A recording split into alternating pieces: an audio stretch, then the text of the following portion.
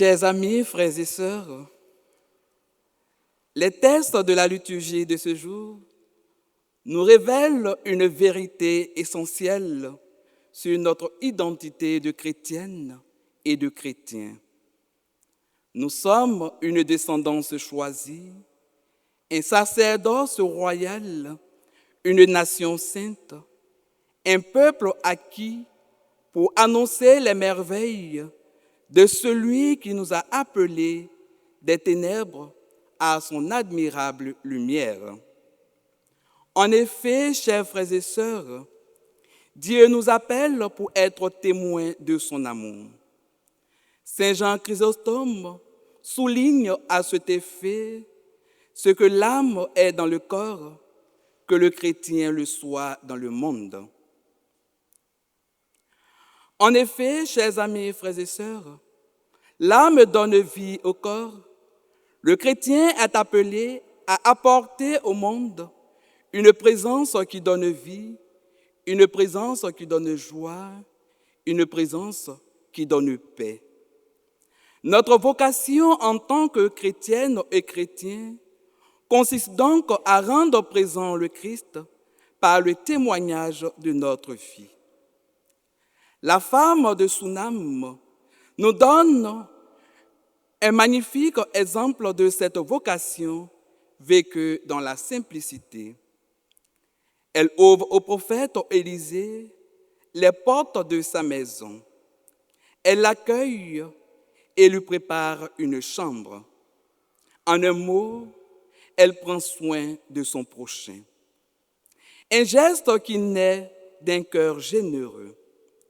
Ce récit rappelle que la sainteté commence souvent dans les petites choses.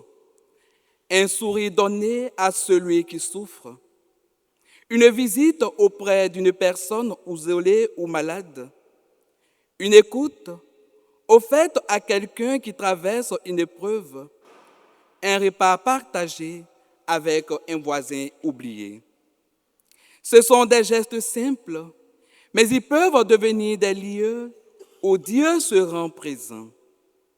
Aujourd'hui, avec tout ce qui se passe autour de nous, les conflits armés, les tensions, les divisions, les injustices sociales et les blessures peuvent parfois donner l'impression que les ténèbres gagnent du terrain. Mais rappelons-nous, notre foi en tant que chrétienne et chrétien repose sur une conviction. Dieu ne délaisse jamais son peuple. Saint Irénée de Lyon le rappelle en ces thèmes. La gloire de Dieu, c'est l'homme vivant, et la vie de l'homme, c'est la vision de Dieu. Dieu continue d'agir dans notre histoire. Il veut conduire chaque personne vers une vie pleinement accomplie. Une vie fondée sur le baptême et orientée vers les autres dans la foi, l'espérance et la charité. Cette logique trouve un écho dans la seconde lecture avec Paul qui dit, et je cite, « Nous avons été mis au tombeau avec le Christ par le baptême qui nous plonge dans sa mort afin que nous menions une vie nouvelle. » Fin de citation. Loin d'être réduire à un souvenir du passé ou une tradition familiale, le baptême est plutôt une transformation intégrale, une conversion intérieure en vue d'une relation personnelle avec Dieu à travers le mystère pascal. Ainsi, par cette renaissance de l'eau et de l'esprit, le chrétien est donc invité à laisser mourir ce qui enferme son cœur dans l'obscurité du péché. Le refus de pardonner, la haine, l'indifférence, l'égoïsme et même, pourquoi pas, l'exagération du repli sur soi-même. Le baptême est un appel à faire naître en nous une vie nouvelle, une vie de service, de fraternité authentique, une vie de communion véritable. Dans l'Évangile selon saint Matthieu, Jésus souligne que celui qui aime son père ou sa mère plus que lui n'est pas digne de lui.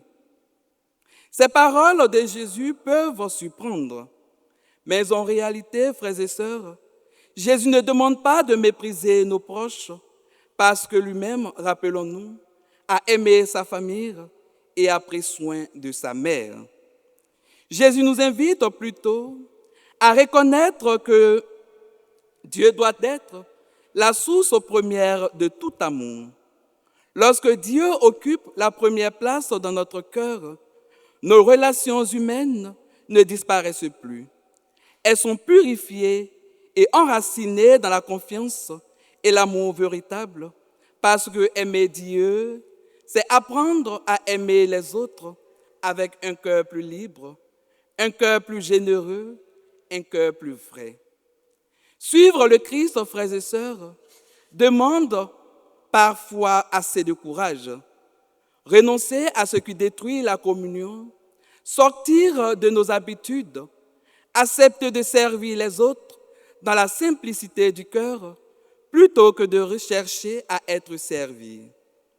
Jésus enseigne à ses disciples que le véritable bonheur ne se trouve pas forcément dans l'accumulation, mais plutôt dans la communion comme relation d'amour à la lumière des Saintes Écritures. Être une descendance choisie, un sacerdoce royal, une nation sainte, un peuple racheté, signifie donc devenir porteur d'espérance, c'est-à-dire être lumière du Christ dans nos lieux de vie, en famille, en communauté, au travail, au quartier, dans nos immeubles et même, pourquoi pas, au centre commercial. Notre patience, notre compassion, notre pardon et notre engagement peuvent actualiser la révélation de Dieu qui agit encore au cœur de ce monde. Que par l'Esprit Saint, le Seigneur nous aide dans notre marche à sa suite, afin que tous et chacun, nous chantions dans la joie son amour, comme nous le recommande le psalmiste du psaume 88.